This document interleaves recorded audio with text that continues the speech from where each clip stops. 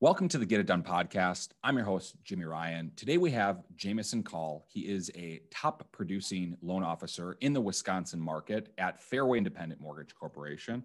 He is a father to two amazing boys and a husband to an amazing woman and a close personal friend of mine. Jamison, welcome to the Get It Done podcast. Thanks, Jimmy. Appreciate it. Hey, for sure, brother. So is there anything that I missed in my very, top producer in LO, husband, father, and these are all great, awesome things. Was there anything maybe that I missed in my brief edification of you? That was perfect. So we were talking a little bit before we hit record that, look, you were born in one county and then moved to the next county over.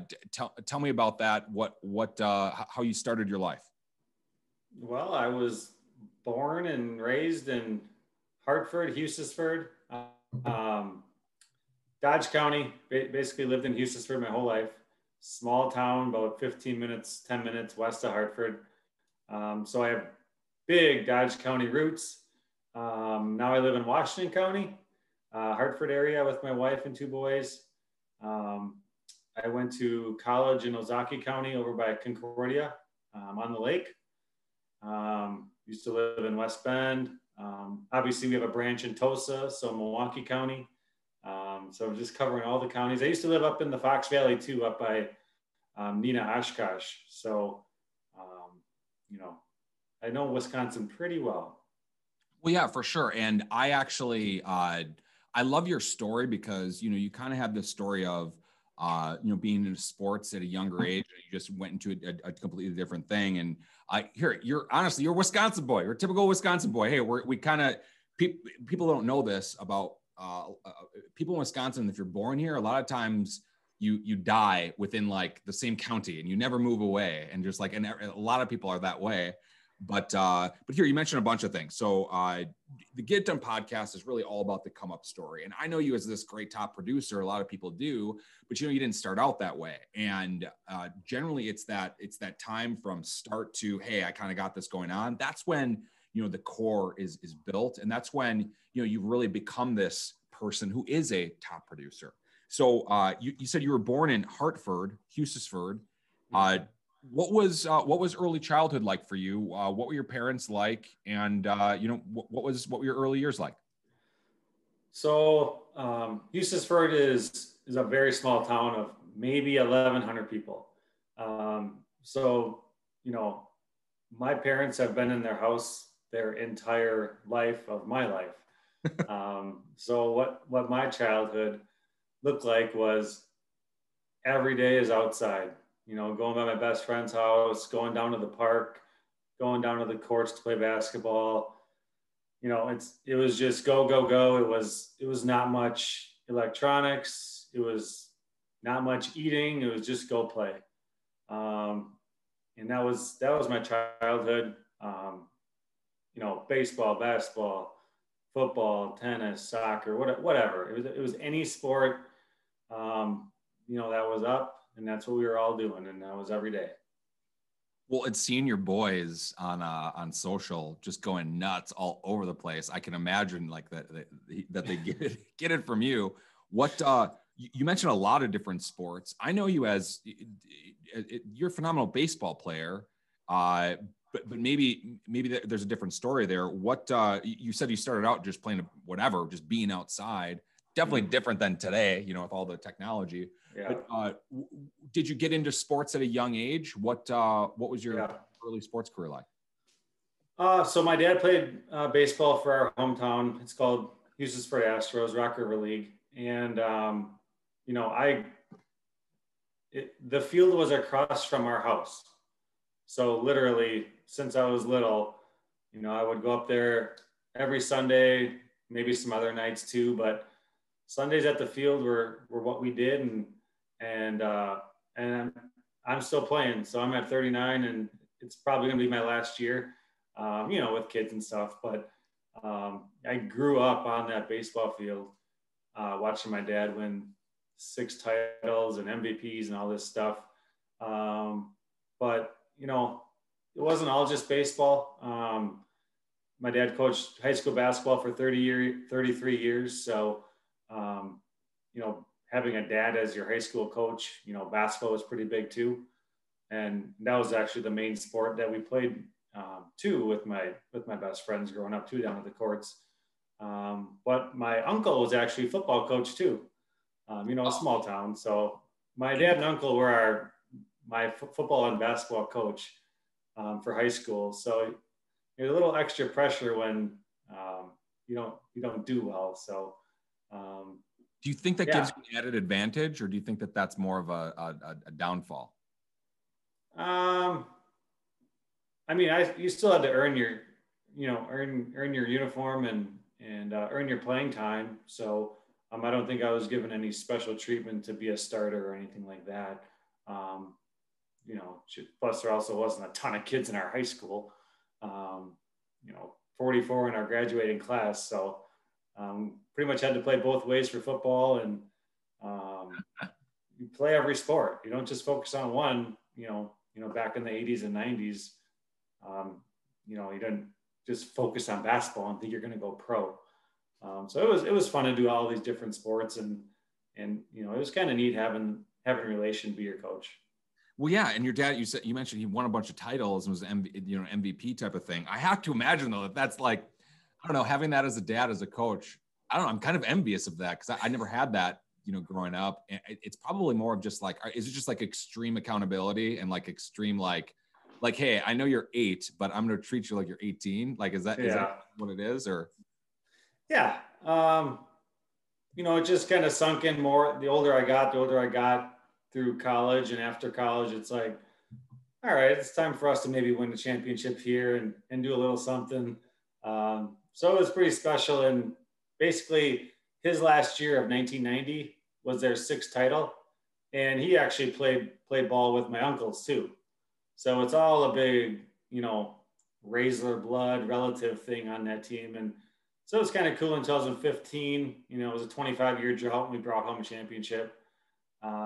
It's just summer baseball, but to us, it's a lot more. So in 15 and 17, we won our 2 titles, and I probably won't get 6, obviously, but it's nice to at least get a couple. Well, no, that's great. Because I mean, it says a lot about who you are as a competitor. And I mean, I know you as a top producer in LO, you put in the work, and that comes from some place, and it probably comes from, this early on sports career. You mentioned high school, you were playing, pretty much you're playing all sports. And we're talking a lot about your father. What was your mother like? What did she do? Super hardworking, super nice. So she was actually our grade school admin, or principal assistant, secretary, and then she actually moved on. I think after I graduated from grade school, went on to high school, she actually went on to help my dad in real estate. So my dad took over his grandpa's real estate company, just right downtown Houston, again, small town. And she went in to help him out too. So they do real estate and insurance. But she's, one of the hardest working ladies I've ever met. She's up till 10, 11 o'clock at night, getting stuff done, yard work, everything. So she pushed me pretty hard in sports too. Play your hardest, play your best, have fun. But if I didn't play hard, I'd hear it from not just him, her too. That's incredible. That's really great, because I'm sure that really gets instilled in you at a young age, and you can't really leave them. Like, here, after school, you're playing sports, your dad's there or like watching, and then in school, your mom's there to make sure you're not messing around. Like, I mean, honestly, that's like the best form of parenting. You're just having constant present parental, I guess, pressure. How do you think that that's affected you? I mean, here, you have, 2 boys of your own. How do you think that affects you now? Accountability. I probably am a little bit too tough on my boys, but I want them to grow up with a hard work ethic and accountability, and be nice to people, and play the game hard and play the game right. And there's times when I should probably not yell as much as I do at them, but it may set them up for future success. How old are your boys? Basically 4.5, 2.5. 4.5, 2.5. I mean, my goodness, though. I have a 3.5-year-old, and I just have one boy. Girls are way different, by the way. I hope you guys have a girl at some point, but it just because it's a completely different dynamic. But boys are needy. They need like all of your attention, and like I don't know. I think that the extreme like, hey, you better do this right. I don't know. Show me the father that doesn't discipline their kid, and I'm going to show you a naughty kid. You know. And a naughty kid grows up to be a terrible adult, you know? So, I mean, you got to be correcting them. You got to be, you know, watching them like a hawk, and you got to be shouting at them. Hey, if they're doing something wrong, I care enough about you to tell you. Yeah. And look, you grew up with extreme accountability. I mean, you got to do that. What are your current like parenting struggles or I guess not struggles, but like, I guess like challenges right now with a 4.5 and 2.5-year-old? Getting them to eat. Really? I mean, yeah, they're just so, I mean, it's good. They run, go. But I mean, at some point you got to start eating some food. So that's a big thing. Every day is a struggle getting them to eat well. You know, you can't just have candy for every meal. That's a big one. Being nice to each other, you know, boys are going to fight, you know, it is what it is. I mean, they're pretty good around each other, but the older one, you know, he hasn't learned how to share too well yet. So he doesn't let the little one win ever. So I make sure I let the little one win, racing up the stairs or whatever. But, you know, it's just probably normal stuff that, you know, I didn't have a brother growing up, but it's really neat to see them, the little one look up to the bigger one, and pretty much it's got to be his best friend. But yeah, I'd say, you know, just eating, sharing, just being nicer to each other. What are your sons' names? What? Grayson is the 4 and Hudson is the 2. You told me this, that Grayson is the leader. Like this guy is going to lead the house after. Why are you so convinced of that? So when they go by my mother-in-law for, you know, babysitting, they all follow Grayson for some reason. He's do this, do that. They all follow him, and Huddy, you know, he just follows him. Anything he does, he does what he does. So he's a little bossy, but we're working on it. He starts school in September, so I think starting at 4K and getting a little more structure in the school will help. I hope, or I'll be getting calls. I can only imagine. I hope my son makes it to 4.5 at 3.5, you know, and I'm struggling with all the same things. It's kind of funny, like sharing. You have a little sibling, like, oh, you're having fun. How about I take that toy away from you because I want to have fun too, and you're not allowed to have fun. It's just like, are you kidding me? It's just like, come on. I want to move on to you know, really after high school. So, okay, actually, let's stay in high school for a second. What were your main sports? And then how did you transition into college? You mentioned Concordia in Mequon, Thiensville area, or Zaki County anyway. How did you transition from high school sports to college sports? So, I mean, actually, football is actually, so basically, football was like the sport that I don't know, I had a big passion for.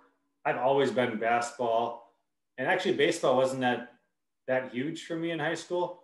I wasn't as good. I don't know, it's hard to explain, but I had between my junior and senior year in high school, I was kind of thrown into being quarterback as a junior in high school. I wasn't a quarterback, and I was kind of short. I was like 5'9", could hardly see over the lineman. But I had just like this urge to go win a conference championship, you know, make Houston proud. And we were like the underdog. And so I trained pretty hard that summer, and we went on, we only had like 1 or 2 guys over 200 pounds. And we went on to win conference championship my senior year in football. So that was just awesome. And then basketball has always been there for me. And baseball was we partnered with a different school, but we only had those three sports. Like we didn't have track, or I don't even think we had soccer. So those are the three sports that I always did. And I didn't even think about college, honestly, until getting closer to graduation day. And I don't know. I mean, I don't know how many people go to college around Houston. I guess more do now, but I think I was only one or two boys that went to college after high school. But I went to Concordia. I was actually recruited for football out of high school. Interesting. And I just, well, I mean, you were a quarterback and you literally won a conference championship. So, I mean, you at least have some eyeballs on you. You have to, especially if you didn't play it all before that and you just literally turn it on and just hustle your butt off, you know? Yeah. And I think after we won conference and I think I just hit my goal, I'm like, I really don't have that passion to do it in college. And, basketball and baseball was where I was going to go for college. And then after talking to a couple alumni of Houston that went to Concordia, I have some connections there, their gym and their baseball field was nothing compared to what it is now. So it all worked out very well. I only played a couple of years of basketball there, but I played all 4 years of baseball. And actually, the conference tournament for baseball at Concordia has never, ever been won, ever. And we won it in 2004, and it hasn't even been won since. So that was like my high school football urge turned into my college baseball urge to go win a title and conference title or conference tournament title. And it's just memories you don't really forget. So I think once you focus on one thing, whatever it is. Mine was high school football, and then it was college baseball, and then it was baseball after college.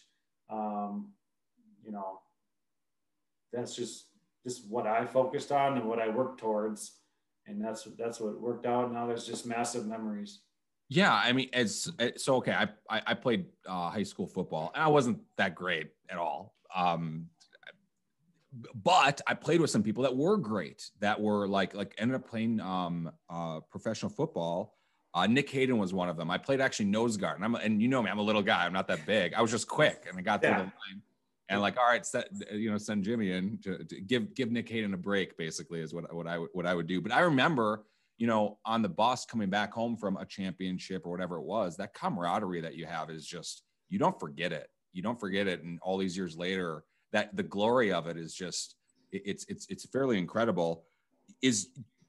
Why do you think you had that passion? Was it just really something that just like, look, I think I can do it, and I'm going to go at this. I'm going to win a title. Yeah, I think it was more about making, like in high school, it was about making like my town proud, and then in college, we had awesome camaraderie. Like I had some talented teammates, and they were just really, really fun to be around. And it's just like, hey, we got some talent here.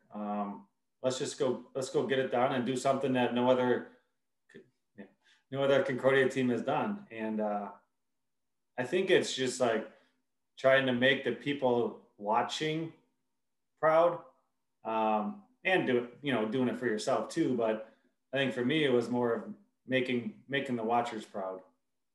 Yeah, I mean, you're putting in the work in the beginning. So move to after college. So you win a conference title. Nobody's ever done it before at Concordia or since. I think that's definitely a notable thing. I should have put that in your edifications up front. Take us from there. So I know that you went into some more baseball stuff. Let's talk about it. Where'd you go from college? So like when I graduated college actually the summer after I graduated college, I got an invite to San Diego Padres tryout for minor leagues. And a week or two before that, I dove into second base in my summer league and tore my shoulder out. So never even tried out, never even had a chance really to go. And then so it's basically, hey, time to start your career. And it was the same feeling of high school senior, like, oh, I'm supposed to go to college. And then there's like, oh, I'm supposed to go get a job. And every summer in high school and college, I laid floor, carpet, vinyl, tile. And, I probably wasn't the best worker, but it was manual labor on your knees. I kind of knew that wasn't going to be my career. And I wasn't going to go back to it. But it was good. It was good mentally to know that, hard work gets you places. And I moved on to a lot of different companies starting in 2005 before I even found mortgage. So walk us through it. What'd you do? My first job was down in South Milwaukee, International Sports Management. Literally no computer. They gave you a phone book, not even a phone book, because I had to basically sell packages like corporate hospitality for the PGA, which was out east. And so I had to go to the library and find companies to call and find the decision maker, and no computer at all. And I mean, try selling a pretty expensive package to people without a computer and stuff is pretty crazy in 05. Did you do it? I did that. Did you ever sell? I sold one package. And hey, I mean, that's all right. I mean, that is kind of nuts though, because it was back here. There were no iPhones in 2005. No. There was no, the computers weren't what they are today, at all. And that's so funny. You go to a library to look up who the owner of a company is. Is that even, that's a real thing? Like, I guess what was Google back then? It wasn't, what? I didn't even get an email until in college. I didn't even have a phone until I graduated college. So I love it. Way different. But that's where I started the calls. Like, I would say 75 to 125 calls a day. And obviously a lot of them didn't go anywhere, but you picked up the phone from the get-go. And then I only had that job for a couple months. And then I just wanted something more secure. So I started with US Bank down at the Bank Corp next to the tower. Mutual fund processing, cubicle life, not for me. Yeah. But it was a, good company and much better job than what I started with. So I moved on from US Bank there up to US Bank in Oshkosh. I basically was with a job for every year. By the way, did you drive? Because that's the downtown. I mean, US Bank building. Yeah, I lived around Cedarburg, Grafton after college. Okay, so you drive all the way downtown every day. Yeah, and be in cubicle life and park your car, and I mean, like, my goodness. Yeah, pay for parking. Yep, pay for parking, and so that was. From there, I moved up to the Oshkosh US Bank to do auto loan, customer service. I just transferred with US Bank. And then, the cubicle life really wasn't for me at all, but it was paying the bills. And I moved on to something else, manual labor, where I cleaned carpets. I did lawn fertilizing, manual labor, not on my knees like floor installing, but still a manual labor. And so I moved a couple places, switched jobs every year, and actually went out to Arizona for a year in 2009. And it's kind of funny, the first day I parked there, I got backed into. So obviously I needed to go to Enterprise Rent-A-Car.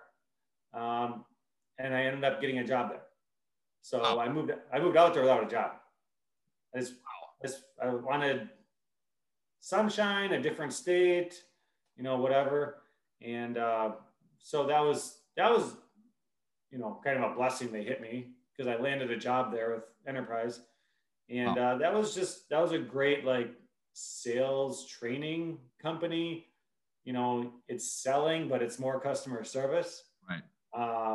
And it's both, like not really manual labor, but you got to clean a car, contracts and stuff like that. People, talking to people. And then basically from there, I moved back to Wisconsin just to be closer to family, missed my baseball friends. And that's when I got into like banking and mortgage. So,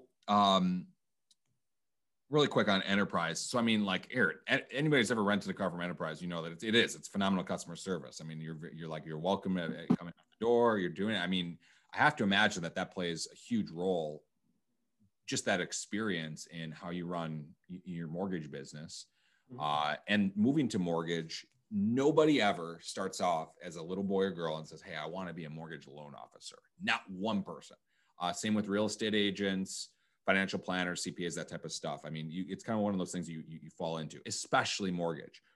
How did you fall into it, and what was your story moving back and getting back into banking and mortgage?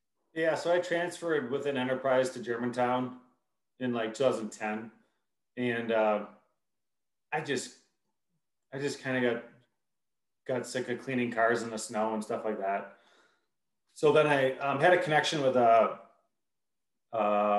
bank in Dodge County, basically 10 minutes from where I grew up. And my dad knew the president and got me in there, and kind of like you do like teller stuff and CDs and open checking.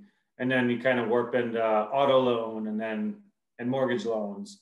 And at the time in like 2010 to 12, I believe they only offered like 3-year balloons, and we weren't selling many of them probably. I bet. So moved on to, actually my wife had a friend that like helped people find jobs, temp agency. And she's like, hey, you need to talk to Brian Clute over at the old company in Germantown. I'm like, okay. I kind of wanted to be by my friends more and move away from, where I grew up and be in like West Bend, Hartford area, just more stuff to do. And Germantown was obviously closer to that. So that 2012 was when I interviewed and met Brian in his office. And I'm still with him, as you know. Yeah, absolutely. And look, I just have a tremendous amount of respect for you because your start in the industry is, I think everybody should start the way that you did, with the training that you had and everything else. Either that or be like what Steve Jacobson, to be a processor, to start. I was just given the phone and here, Jimmy, go to that corner and go call people, and like no experience, no training, and basically how do you learn? Well, by making every mistake that you could possibly make. Yeah. Talk to me about how you started. I think this is just pure gold. And I think that Brian does a great job with this, but how did you start working with Brian? So basically, I believe he created the position for me. It was called dialer. And I'm like, oh, here we go again. International sports management. But no, it was way better dialing because I actually got a hold of people. Right. But yeah, he started me off as a dialer. And it's actually kind of fun, call local agents, real estate agents. I'm like, hey, I know real estate agents. My parents are some.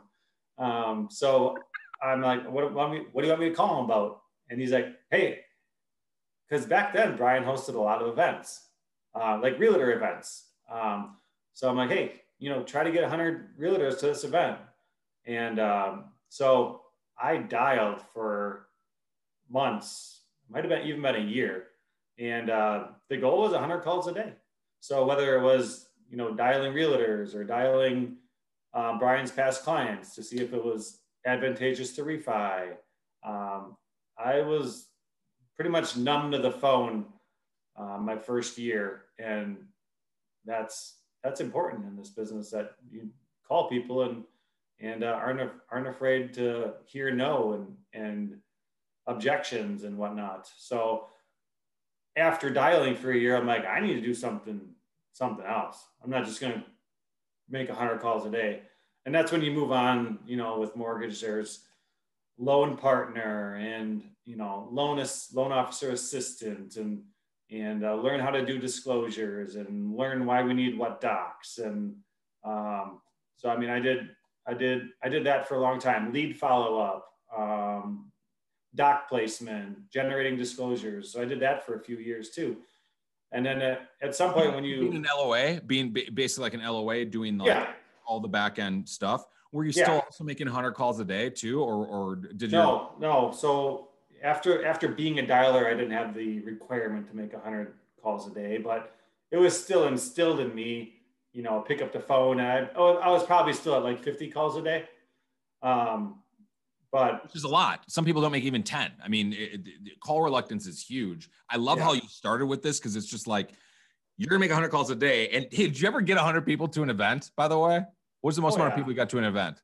Oh yeah, I want to say we've had back then we had 150. We had keynote speakers come in from different states, and if it's something where a realtor can benefit and get some free food, the realtors will come. And we've had 150 at events back in the day. Yeah. I mean, that's incredible, because I mean, just organizing one, like a happy hour, is difficult for 20 people, but organizing it for 150, 100 plus people and getting a keynote speaker in, I think that's just fire. And then moving on to doing more of the actual loan work, man, it's such a great core base to get started in this. So take us from there. So from there, I'm like, I'm just thinking like, okay, I kind of know what's going on here. I kind of want to be like you, Brian. So it all starts with relationships with realtors, insurance agents, financial advisors. Over the years, you become friends with them, and you like them, and that's where it all starts, basically. So there's always something that tells you like, hey, it's time to jump to the next level. And that was my thing in 2017. 6 years, 5 years, actually 5 years of dialing and, loan partner work, LOA work. It's kind of like, I got some good relationships here, and I think I communicate well, and I respond fast. I want to try being a loan officer. And that's where it all started in 17. And, it just took off every year after that. Kind of brand yourself. Yeah. And I mean, and brother, like, your numbers are phenomenal. I mean, it's just like, it shows how you were kind of raised in the industry. You put in the work, it's a real cool thing to see, because it's just really rare. A lot of people they want to skip the steps. They want to go straight to, like how Brian is. They want to start and a year later be Brian, and do a keynote speech or whatever. You have to do the steps. You're not going to have any respect if you get to that level. Yeah. Brother, I really do. I respect you hardcore. I love your start. And I think that, I mean, here, like, if somebody wasn't going to work with me, I'd want them working with you. You know what I mean? It's just like, and it's a really cool thing. There's a couple questions that I ask everybody, but before I go to that, is there anything else you'd want to mention about your loan officer career? I'm just really appreciative that my teammates, especially now with Fairway, and the realtors that I work with, the insurance agents, the advisors, title companies, everyone that like trusts me to send me a lead. And, I do my best to communicate, and I believe I communicate, we all know there's massive competition. I mean, you'll get caught up if you follow their stuff. I mean, there's no reason. I mean, my past of my jobs, I'm just appreciative of the job I have now, and I'm appreciative of my team. And I just love working with, people that love how we communicate. Obviously rates are rates, and they're going to change every day. But I'm just proud of our process and communication, and the fact that people like want to work with me is just, it reminds me of like my past jobs, and it's like, this is awesome. Like people like what I do. I'm never doing anything else. I love it, brother. I love it. That's just fire. All right. So there's a couple questions that we ask everybody when they come on, and we're going to get these out. So the first one is this. Do you feel like you ever had a big break? I'd say in 17, when we did the company switch, I'm like, hey, this can be a new start for the branch, it could be a new start for me. So I think 17 was the big break. Obviously I had the encouragement from Brian and support from Brian, and I think 17 was a game changer for me. That's awesome, brother. Just the change inspired you to just, okay, fine, it's time. We're doing this. Yeah. All right. If you were to do it all over again, Jamie, what would you change? Nothing. I mean, it was tough going job to job for years. Just trying to find what you're good at and what you should be doing. It led me to, 17 to today. So there's, I mean, obviously, if I could have, started a little bit sooner, it might not be like how it is today, but I mean, everything happens for a reason. And I think my past jobs and past sports and family and friends, they all formed me to be where I am today. So I wouldn't skip any of the processes because they all taught me something. Yeah, brother. I mean, making 100 calls a day for PGA memberships, I'm sure that, made calling 100 realtors and inviting them to a cool event a lot easier, A lot more fun. Yeah, and a lot more fun, for sure. Was there ever a time, Jamie, you thought about giving up?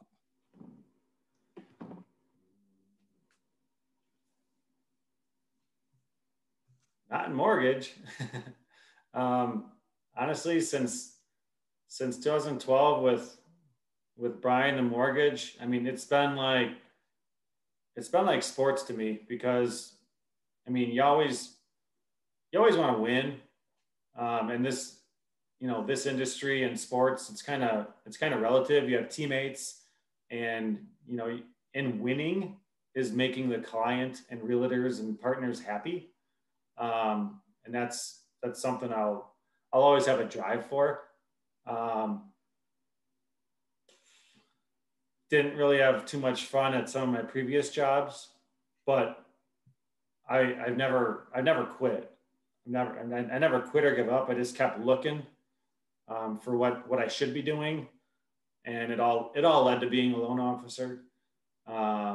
So no, I never quit. I've never quit a team halfway through a season, or I've never quit on my teammates or my family. So no, it all led to what I'm doing now.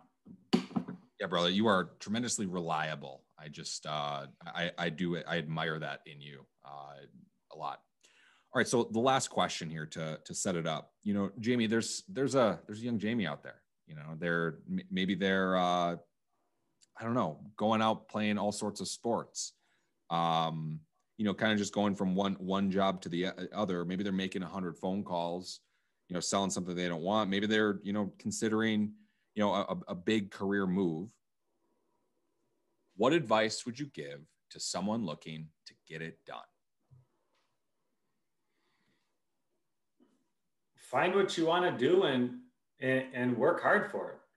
Whether you got to go get licensed, or whether you got to be this position for a year or 5, just have a goal of what you want to do, and do it as long as you can until you get to it. Whatever it is, make the calls, study, do whatever is required, to get you to what your goal is. Because in the end, it won't feel like work if you're happy.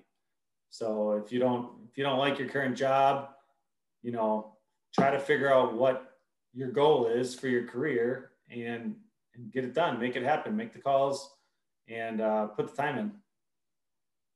I love it, brother. That's fire. All right. I want to thank our audience for joining us today. I especially want to thank Jamie for coming on. And Jamie, if somebody wanted to, reach out to connect either for, mortgage or maybe they want to do business with you, whatever it is, what would be the best way for them to do so? I actually do like phone calls.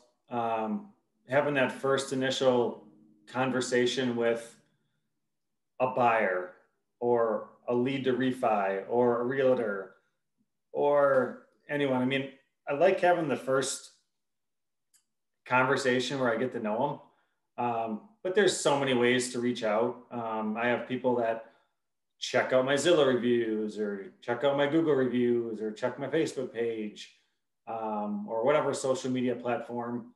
A lot of times people just start with an email because they're afraid to call.